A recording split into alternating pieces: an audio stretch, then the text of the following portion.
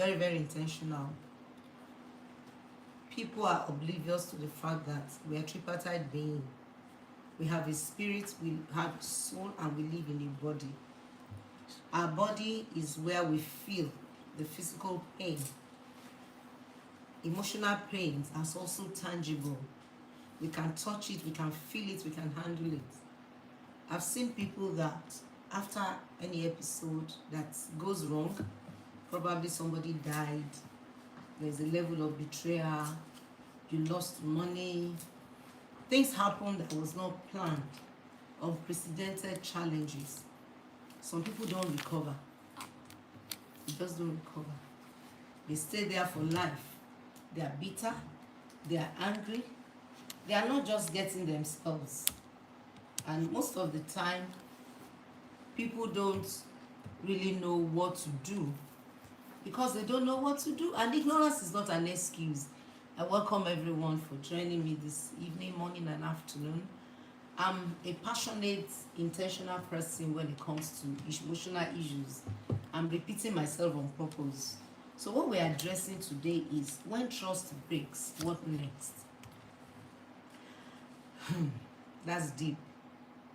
What do I do when the person I gave all to, gave myself, my soul, my spirit, my body, my money, everything about me, given to this person, and the next thing is my heart was daggered, shattered, bruised, probably sometimes beyond repairs.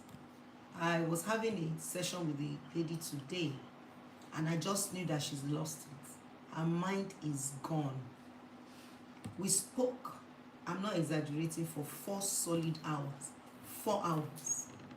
And the thing she was saying, man, I just told this lady, I said, come. Come and do your personality assessment test. Let's just know what to treat, because the truth is, something is gone off somewhere. She did not know. She felt, I need a closure. You must tell me what is going on.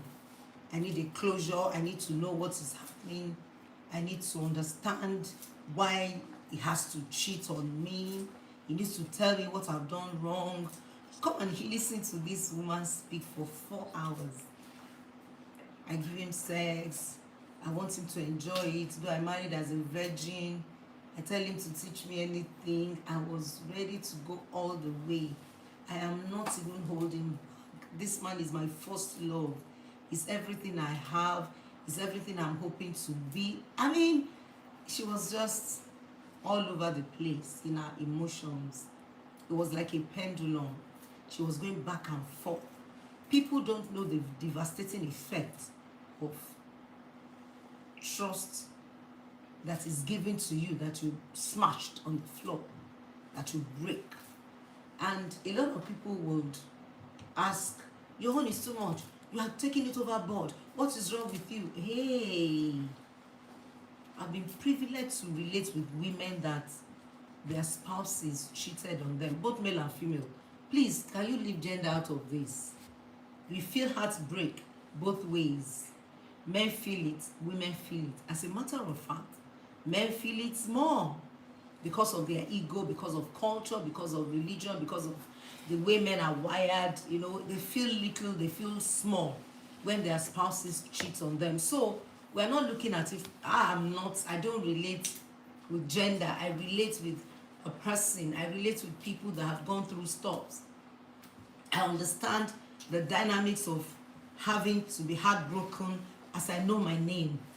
I know it. So I understand the feelings. I'm trained. I've touched it also. I've felt it. I've handled it. So what next when trust breaks? Should I just go on like that? Should I just keep holding it to my heart? Should I just keep crying, sulking, soliloquizing, going to the other side? Remember the other side. If you go to the other side, that means you're insane permanently. When you are laughing too much, people will assume, this thing is coming back. But you are too quiet, it's about to be the end of the month. So you are not yourself again. Women are more in mental health. Men, when their heart is broken, they can compartmentalize and departmentalize themselves, their minds, their brain.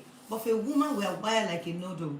So it's not easy to separate heartbreak, cheating, infidelity to should I come out? How do I come out? Who do I tell? Nobody understands. Everybody is selfish. And it's so bad when some people out there will say, but he's a man. Men are cheaters. That's the way men are wired. Come on now. Why can't you lay too hard to say women are cheaters? I saw a drama. It just dawned on me now to say it. It was a playlet. A guy was having an affair with the wife at home. So when the husband came, she hid somewhere. And the husband brought a woman that is pregnant, heavily pregnant to the house. And the man said, oh, my darling wife, my new wife has come. She's the babe. You're a good woman. You are very, very persevering and you're enduring. You're just too wonderful. And of course, they didn't know that the boyfriend of the wife too was hiding behind the curtain. So they were doing all the introduction and the woman was saying, wow, welcome. And the wife said, I also have a good news for you, a very good news, wonderful news. And he brought out her boyfriend and said, this is my boyfriend. And the man went nuts. He said, you don't say that. Why would you bring a man to my house? The man said, you brought a woman to my home too. People don't know what it means when vows are shattered, when dreams are shattered, when expectations are confusing, when you keep asking yourself, am I ugly? What did I do? What am I not doing? Who have I offended? Is it my fault? Is it my husband's fault? What is it exactly? Somebody answer my question. I need a closure. So what is next? What do you do next? Can I quickly explain the roots and the foundation of cheating, infidelity, or adultery? To a person that has made a commitment to you and violated or break that promise, something is fundamentally wrong. There's a foundational problem that people don't understand, they don't see. They just start holding the person that cheats. Like, why did you do it? What made you to do it? What's wrong with you? You are evil, you are wicked. Especially people that are religious. Oh my goodness. Religion has messed a lot of things up. And let me say it again here. Please, as a leader or a religious leader, what you don't know, you don't know. Nobody's an island of knowledge.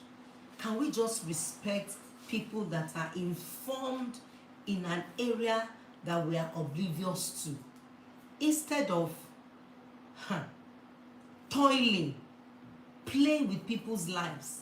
I've seen people that a spouse has gone to confide in that, okay, this is my problem, pardon me, this is my challenge. And the next thing is probably say it on the podium, or probably call the wife or call the husband, or just took it casually. Something that, I'm going to explain some things today, something that has brought a person to a place of stagnation. Anyone that have experienced any form of heartbreak is stagnant for a long time. You can't move. Your whole world crumbles. Your dreams are shattered. The vow is shattered. And you just, a person that is being confided in, just took it casually as if, what? You don't trivialize people's destiny. When you are talking about marriage is destiny. This man is the father of your children, is the mother of your children, is your life. Come on. You can't trivialize it and take it casually with levity. No. If you can't handle them, give them up to a professional. Yes, privilegedly, I know this thing is my life. I breathe it, I act it, I live it. I help people. One woman told me, "Ma, I was raped by 2 different men when I was young. When my husband acted out, the pain was painful than that rape experience." One woman told me, "I lost my daughter. She died mysteriously. But man, the pain I had when my husband committed adultery is painful than the death of my daughter, the only girl she had." She couldn't handle it. The pain is not explainable. He that wears the shoes knows where it hurts. Unfortunately, we react to pain differently. So you cannot stereotype a pain that somebody displays when dreams are shattered, or there's infidelity, or when trust is broken. You can't predict what anybody will do, and that is the truth. Infidelity is painful than rape. It's painful than the death of a child. It's painful than losing money. As a matter of fact, when you find your spouse acting out and you discover, it's like losing your life. I've seen a lot of people that their life goes with it. They're diagnosed with cancer. Some have some terrible diseases that eventually send them to an early grave. Colon cancer especially is traceable to cheating of a spouse, because the way a woman is wired, we are wired like that intestine, that colon, like a noodle. So by the time you start, going to the toilet, your tummy is rumbling. The next thing is you are prone to anything because of the fact that you gave your heart to someone and the man mashed it, or the woman mashed it on the ground. All in the name of, I can't hold myself. Now, privilegedly in my profession, we don't blame people. We don't stigmatize. We understand. We empathize. We empathize with the one that is cheating, or the one that is being cheated. We do, because we understand the dynamics of addiction. Why would a man say, "I love you, I do everything," make a promise, as a matter of fact, very transparent, and suddenly what you are trying to avoid? Job said, "What I fear most has happened to me." So what do I do next? Number one, please, it's not your fault. I told a lady today, I said, "Come, your husband's infidelity, it is not your fault. Please, it is not your fault." Ladies in the house, gentlemen, it's not your fault. If your wife is Miss World, your husband can still have an extramarital relationship. If your wife is if your husband is Mr. Nigeria or Mr. World, your wife can still act out. So it is not your fault. Please understand that as a foundation of how, no matter how you are feeling, the truth is, it is not your fault. This person has issues. The person has fundamental problems. The person might have a lot of funny sexual history. I've been privileged to talk to hundreds of men and women that have committed adultery. And if you listen to their stories, you will know that these people just find themselves in a wicked world. And let me tell you the truth. There are 3 inlets to sexual addiction or sexual struggles. Number 1, the bloodline. The moment you are tracing your family history to one infidelity, polygamy, or the other, just know that it's knocking at your door. If you are not intentional and you are not ready to break the pattern, I'm going to be saying some things today. Please, I need your heart. If you know any woman or any man that has been inflicted, I'm choosing my words, with heartbreak, with trust that is broken, please try and share this video with them. Let them just understand the fundamental truth that has to do with heartbreak. Bloodline. I don't want to be religious here. I would have shown you from Genesis to Revelation, even to as a matter of fact, I see more in the New Testament than the Old Testament.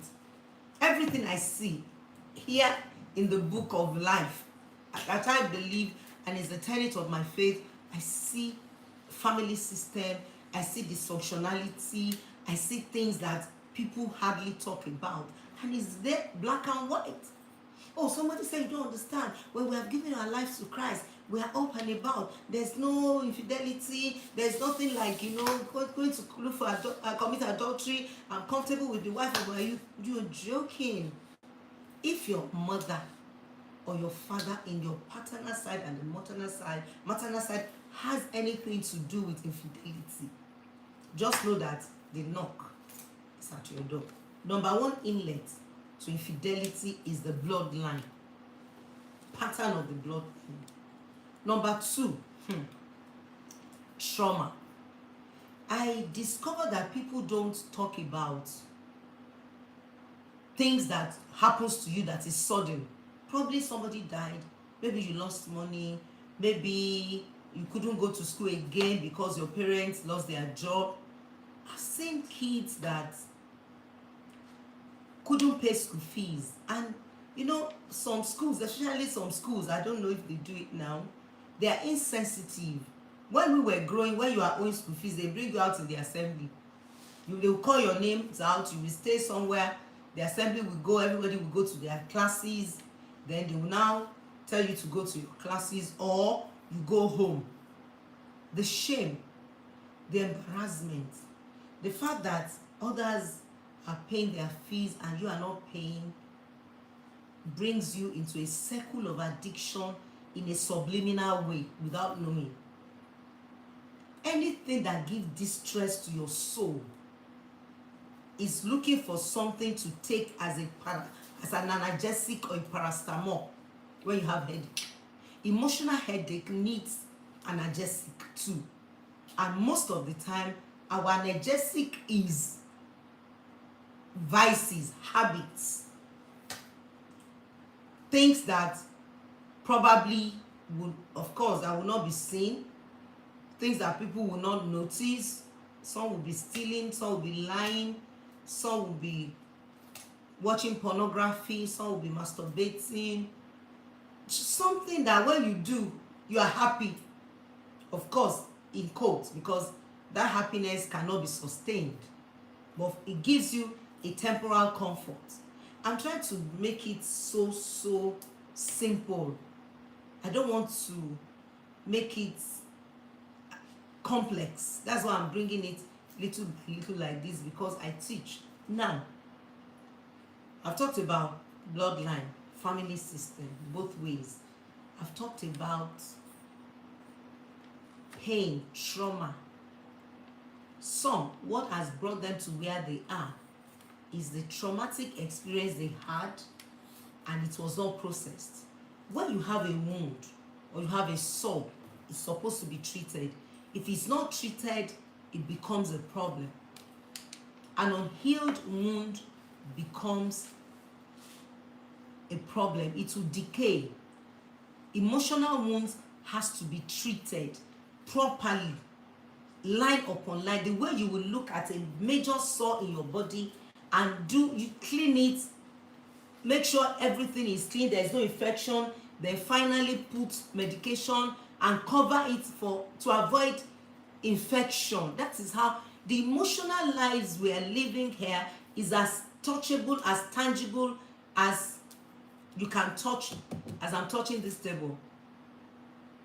Then the third inlet, we are living in an addictive society. Everything talks about sex. People are gisting, they are gisting sex. I brought a girl to my program. I think she's here. If you get into any of my platforms and you start scrolling backwards, her daddy was the one that started sleeping with her from age 6.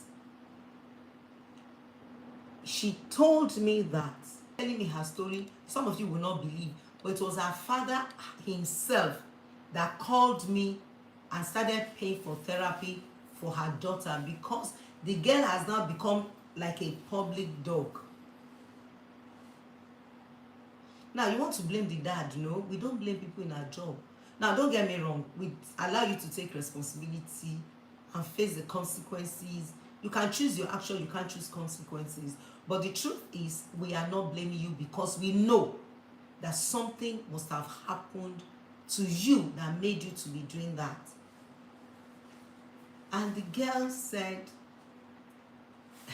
when my father now finally remarried, I became very jealous of my dad's new wife, and I was the one that poisoned. She didn't say it on the program, so don't bother. I poisoned my stepmom because I'm jealous. True story, true people. I hear things in my closet, in therapy. Poisoned someone, your daddy's wife, because your dad is sleeping with you. Some of you, it sounds like a paradox. It's not. It's factual, it's real, it's tangible. Now, how do you explain a society that from toothpaste to socks, girls are naked? So sex sells. Sex is everywhere. On your social media platforms, you see, whether it is obvious or it is subliminal or it is slyly done, you just have to see that this person is just exposing or giving you an image of sex. Now, this is the world of social media. A click away, you can get into porn sites. Easy like that. Before, when I was growing, the only thing I know that looks like pornography is Ikebe Super. I'm sure I'm over 60, so I understand. But some of you don't even know Ikebe Super. That's all we know that looks like the picture of a woman that is drawn in a caricatured way. It's not really, but at least we know that it's saying a woman has a shape and all of that. But today, comedy is talking sex. Music sets you up in the morning for sex. Everything. Because we are living in an addictive society, a lot of people get into serious sexual activities without even them being conscious. There was this man that told me, true story, true people, I have no name, no face, no identity. He came from a very dysfunctional home, and his dad remarried. Unfortunately, the dad was a military man, so very harsh, tough, difficult man. And he wanted to do his WAEC exams. And the father told him that you need to get water for his wife, the mother. The father has left the mom, so he was staying with the dad. So he said that morning I fetched almost 5 buckets of water for my stepmom. And English was my best subject in class. And that was the subject we had that day, according to him. He said, by the time I was getting to the examination hall, they were almost finishing the exams. And he said, I stood in a corner and I wept like I was going to just go. I'm being careful what I say here now. Almost giving up the ghost. And he said on his way back, there was this elderly man in the neighborhood that saw him and said, why, come, why are you crying? Handsome boy, held him and started playing with his private parts. I'm telling you some of my stories that I hear from my clients. Today, before he got into therapy, he was homosexual. Your first inlet to sex determines the journey of your life in your sexuality. And that was exactly what happens to some people who finally breaks trust in their marriages. I need for you to understand that so you can really heal and understand the pain, the the sorrow, the trauma that goes on in the heart of your spouse. Though he broke the vow, he violated the trust, he did not do well. But the truth is, when you listen to an addict, you will hear them wailing. You listen to men and women that struggles with their sexuality, you hear them wail. I've seen men shed hot tears on my therapy table. This is not what I planned. I never wished to hurt my wife. I didn't want to do this to my husband. My children, no, no, no, no, ma, no, ma, no, ma, please help me, no. And they wail, groaning.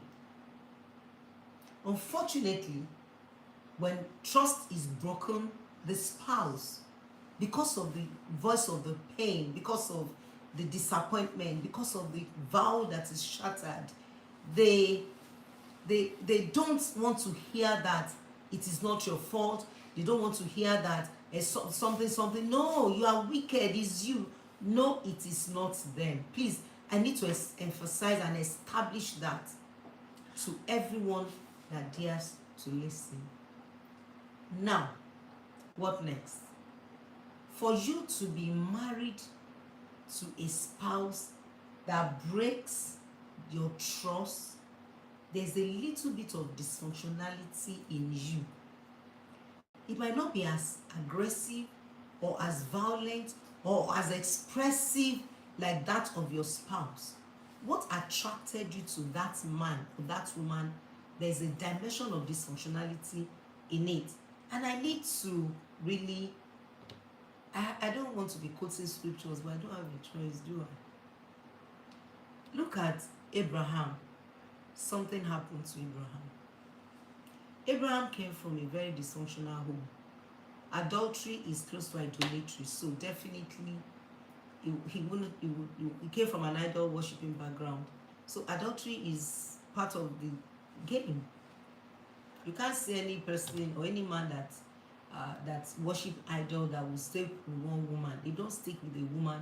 They have too many of them. So, but when he had an encounter with God, he took only his wife. He didn't take other ones that would, put him into adultery. But one maid followed him.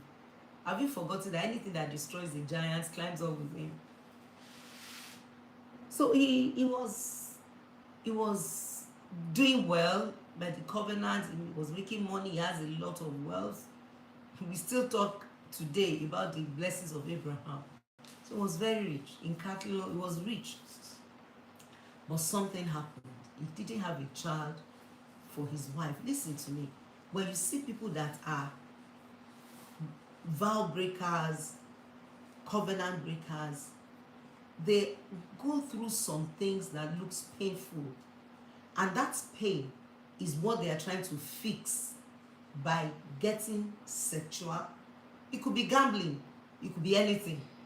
Whatever makes them feel better, that's what they do. And because they do it over and over and over again, it becomes a pattern. So addiction is forming a habit, and that habit has now become part of you. That is how it is when trust is broken. That act becomes part of you. So you just find out that you cannot do it. It doesn't have to be sex. It could be anything. It's not only sex. It could be anything. Just to fill in the vacuum, the emptiness, that is giving you stress on the inside of you. So he didn't have a child. He was looking for the fruit of the womb. The wife prayed, the two were praying, and he would go to God, and God said, don't worry. Tell the stars, count the stars. You're going to have children all over the world. We know. But sincerely, the pattern of the bloodline crept into his soul. And The door was open. Through who? The wife. Say, my dear, maybe because of me, your, maybe if you sleep with her, she would raise, surrogation. That was the first plan for surrogacy in the olden days. And there was no contention to that. You could see that the bloodline is dangling in his soul, in his subconscious. I wish he could have said, no, don't say that. God has promised me. His promises are here and amen. There's no need. Don't worry, my dear. I still had a revelation last night. God told me I'm going to have children. They're going to be more than the sand of the seashore. Just don't worry, my dear. Immediately, there was no contention. He must have been struggling with the pattern of his bloodline for a very long time. So, there was no way he could resist that temptation. And that's why I tell people, oh, why did he commit adultery? Even if he told you to sleep with him, why did you sleep with him? The truth is, if I don't have it in me, if I don't have addiction in my system, if you tell me you want to do something with me, I will quickly say no. I won't accept because I don't have it in. But if I have it already, it's like 2 + 2 = 4. So we just go into it. And that's why a lot of people will say, why would she do that? Why will you, even if my husband reach out to you, why did you consent? He will consent because it's already sitting in your emotions. Now, when that happens, he got into polygamy unplanned. And I love God. Honestly, God is humorous. God still kept the covenant. You can choose action, you can't choose consequence. Please get that straight. Because a lot of people have been so worried about the ripple effect of the act. You have to face the consequences. And that is why in therapy, we don't pamper anyone that is struggling or has to come to therapy. We call you out back to back. We help you to retrain the brain. We help you to deal with the struggle so you can be a better person, so as not to pass the baton to your children. Because somebody passed the baton to you, either through the bloodline, either through trauma, or whatever it is, addictive society. Joseph was in an addictive society. That was why the wife of his boss can say, can I have you? Yes. So you can't tell me everybody does it, is men's thing. No. Some people have made a covenant with their lives. They have been able to be sober. Their desire is pure. Joseph said, Mrs. Potiphar, I can't sleep with you. Truly, I have erection. I'm not impotent. But my erection will not destroy my direction. I'm going somewhere. My future is too colorful. The stars I saw, the vision I saw, the greatness I saw, the way I'm going, is too much for me to condescend so low and stay permanently as gigolo. The worst you can give to me is to give me cars, build houses for me. Is that why I'm here? It is not every man or every woman that can resist such a temptation when you are from a dysfunctional home, when you have wounds in your soul. You fall for it big time. And he was imprisoned, but it didn't change anything because he was too sure. He could resist because, don't get me wrong, he came from also a dysfunctional home, but there is a standard he has raised for himself. He's been, and he didn't say that I will sleep with you and sin against Potiphar. He said, no, God. Now let me say something here about people that get deeply involved in infidelity. They love God, but they don't fear God. One man was asked, TDJ asked a man when he was caught in the US and he was imprisoned. I don't want to mention his name, basically. He came to Men Thou Art Loose conference. And TDJ asked him, he said, tell me, you went to prison? Yes, he said yes. But you love God? He said, yes, I love God. But I don't fear him. There are things you don't do because you fear God. Listen to me. When it comes to infidelity and immorality, heaven frowns at it. You can preach your own gospel. It's your life. But the truth has to be said here. God frowns at it. You know what the Bible says in the book of Proverbs? It said, shame and reproach will it get, and his reproach will not be wiped away. Adultery makes a man to be like a piece of bread. You know what that means? You become so low, be so ridiculed, that you are asking yourself, me, in my life. That is what adultery does to a man. It turns that person, that man, to a non-entity. That woman to a non-entity. It's much more than any other vices. It's okay. Can I tell you the truth? The Bible says that every sin a man commits is outside the body. You lie, you steal, is outside the body. But he that committed adultery sinneth against his own body. Know ye not that your body is the temple of God? Whosoever destroys, God will destroy. I'm not the one that said it. Go and check it. Check the Bible.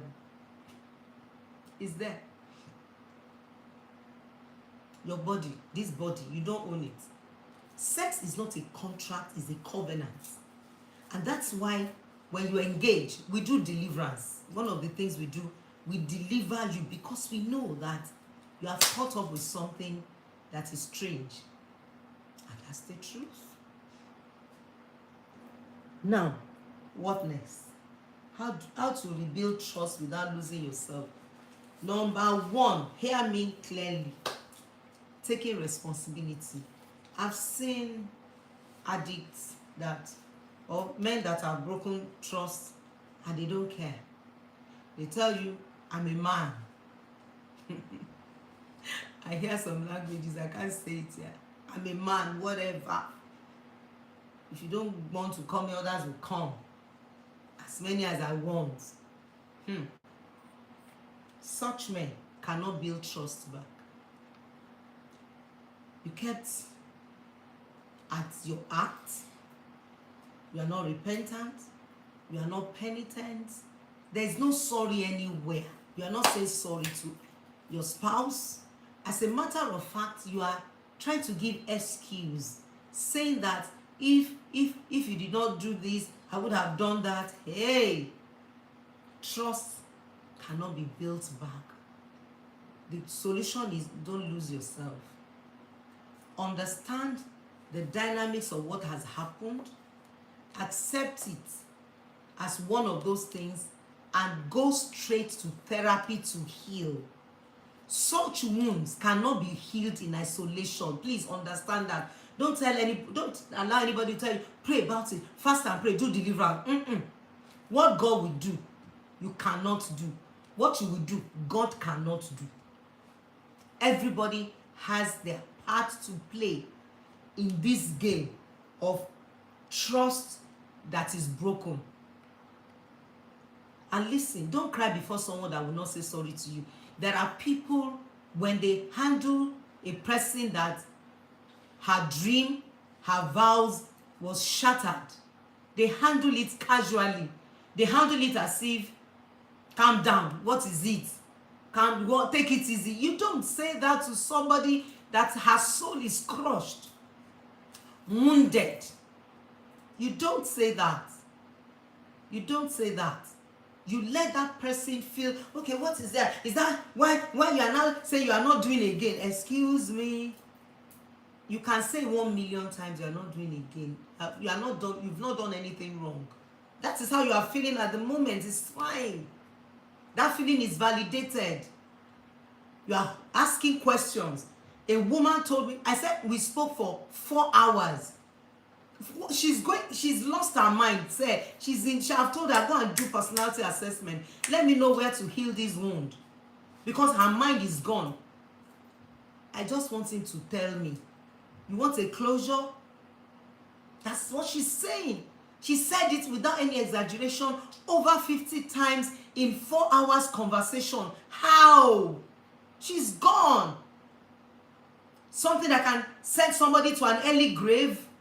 You know how many women will be driving home, they will not know the way to their house. and they have to call the accountability person. Please, I can't, I don't know the way to the house. You know how many women have been suicidal, and you are trivializing it, you are taking it casually, you are thinking she's overdoing it. There's nothing overdue anywhere. She can't do anything at the time.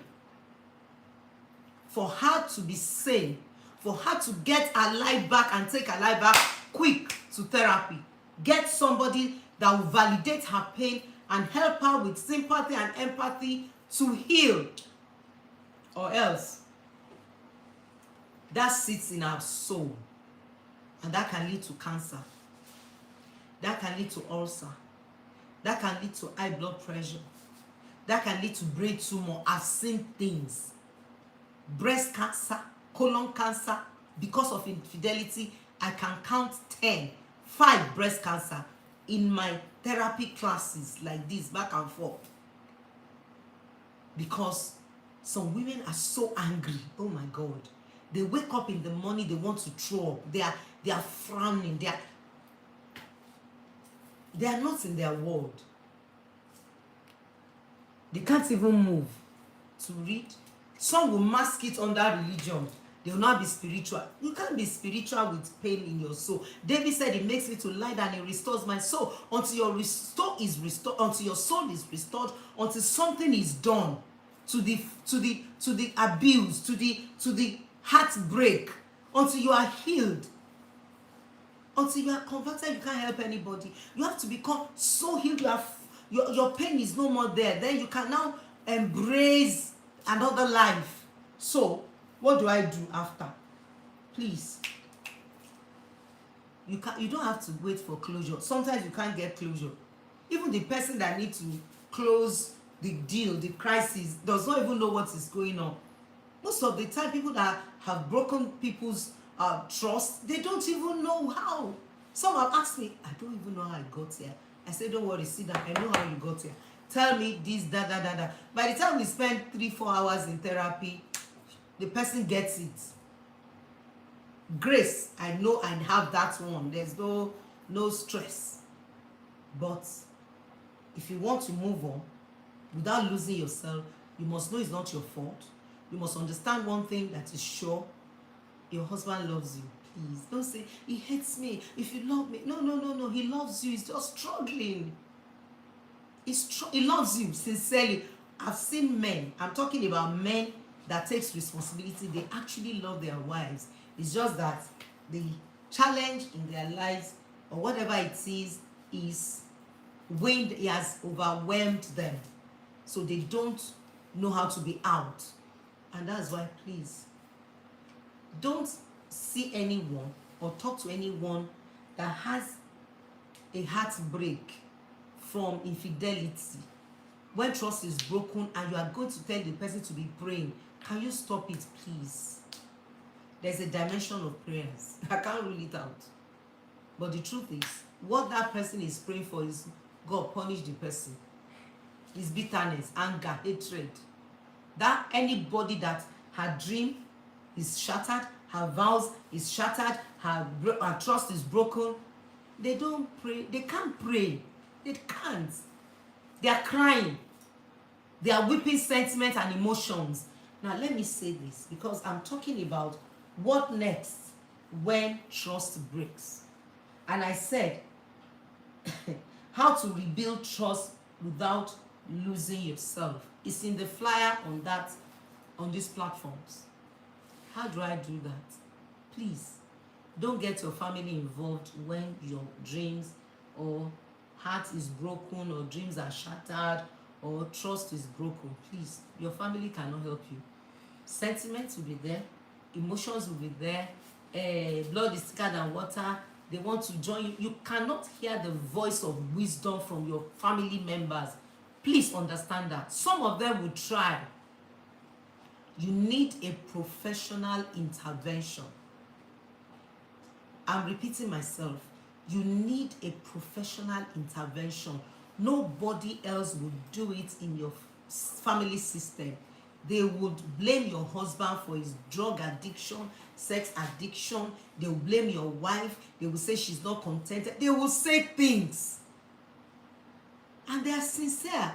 But the truth is, I used to tell people, if you are going to give me a cloth, I will look at the one you are wearing. I've changed my slogan. I will check your wardrobe if you do not borrow that clothes to party, because people borrow clothes to party. People cannot give what they don't have, and this is a profession. I told somebody, I said, if you're a pastor, that does not make you a counselor, please. If you're a pastor, that does not make you a therapist, please. Seek professional intervention. I use glasses. I have an optician. I have tooth issue. When I turn 50, 60, thereabouts, I had to see a dentist. When I turned 50, I started having issues with my knees and all. I had to see a physio. I see a dietitian. I changed my lifestyle completely. Today, I'm 1000% strong. I'm very, very strong.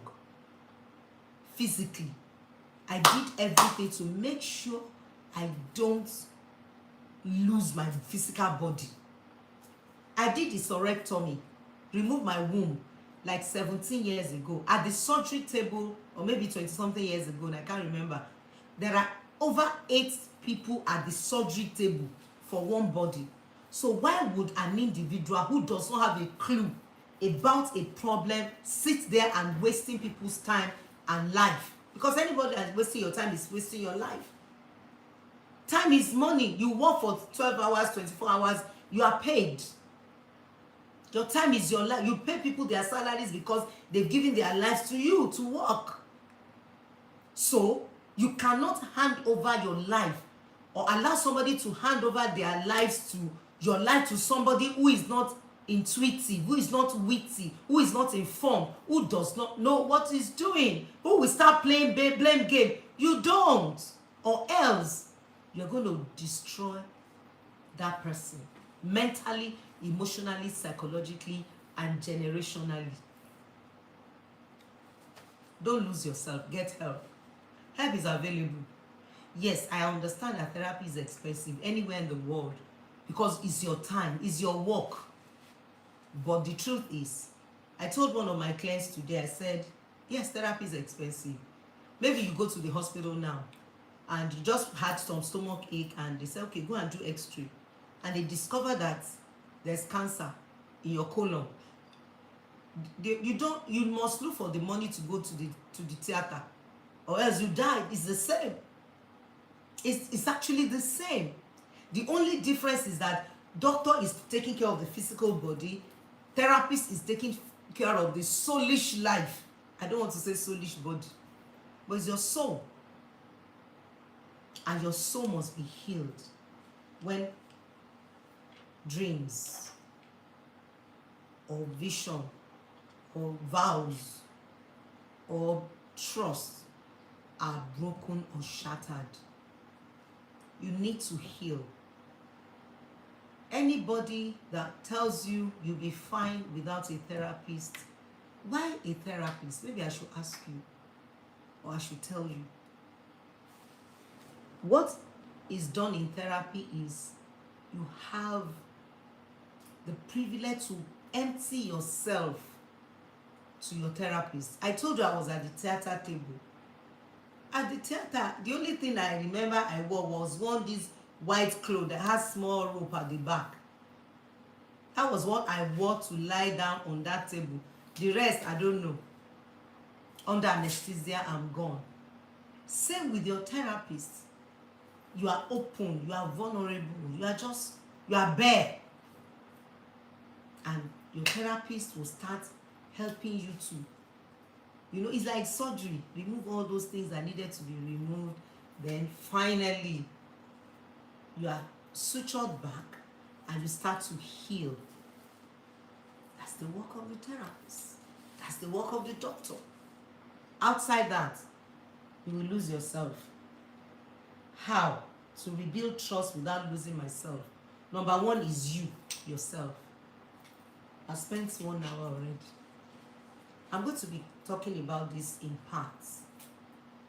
I'll choose a day, maybe Saturdays like this. Just talk about when trust breaks, what next? And let me keep educating us for us to know that there's a way out. trust can be rebuilt. Don't to talk about that.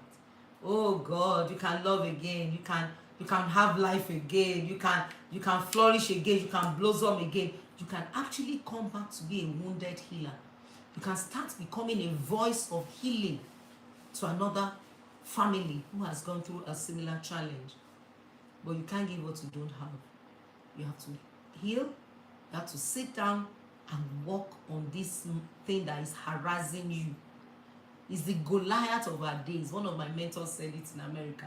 He said addiction is the Goliath of our days that is harassing children of God, challenging your God. Pornography, masturbation. I will read some story. I wish I had time, but I need to go. I would read some people's stories to you. You'll be shocked. Her husband was into bestiality, homosexuality, masturbation, pornography, crazy things. It's not crazy. I'm using that word for the way it is, but to us as professionals, it is not crazy. It's a struggle. So what do you do when trust breaks? If you cannot take anything today, just know it's not your fault. And your husband loves you. It's because he has a struggle. It's because he had some inlet. It could be the bloodline. It could be trauma. It could be an addictive society, meaning that everything around him is calling him for sex. You know what Job said? He said, I made a covenant with my eyes. Men are visual. Can I say this before I leave? This is very crucial. I have so much in my heart in this space, especially this topic is very, very interesting to me. I'm passionate about it. Ladies in the house, be creative in your marriage and be dynamic.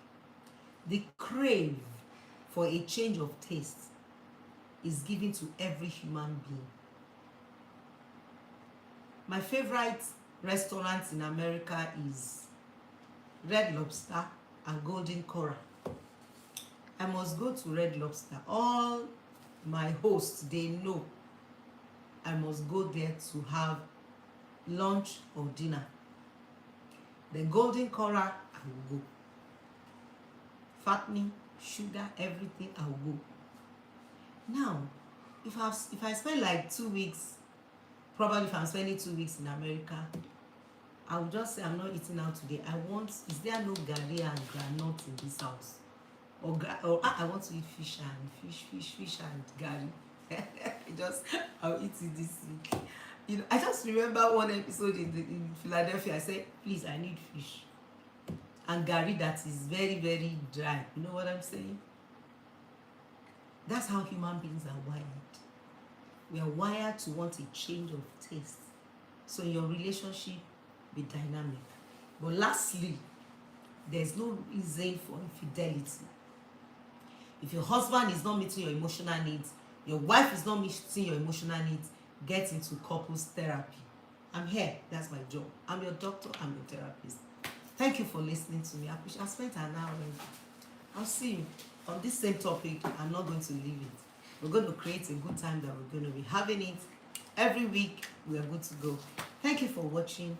I'll see you on Tuesday for my story, my reality. I don't know, but so many things are there inside of me I'll be bringing out.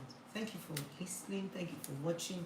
Please share with anyone that you know that needs something to happen to him or her after trust has been broken.